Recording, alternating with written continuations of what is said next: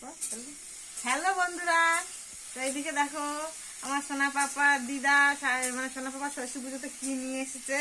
এদিকে দেখো ব্যাগটা কিন্তু দারুণ হয়েছে। ভিতরে তাহলে কি আছে বলো? ভিতরে আছে আর কি জিনিস সেটা দেখছি। এদিকে দেখো কি এনেছে। তো ভাই সোনার তো হয়ে গেল ষষ্ঠী পুজো। ষষ্ঠী পুজোর আগে তো আমাদের কিছু করাতে নেই, তো ষষ্ঠী পুজো হয়েছে। আর কি নিয়ে এসেছে দেখি। বাবা চেন, এদিকে দেখো একটা চেন নিয়ে এসেছে, রূপোর চেন, রিকা বল দিয়ে সোনা পাপার জন্য। আর এদিকে দেখো নিয়ে এসেছে দুটো বালা। তো বালা দুটো তো মনে হয় একটু বড় বড় হয়ে যাবে। তো দেখি চেনটা একটু পরিয়ে দিই।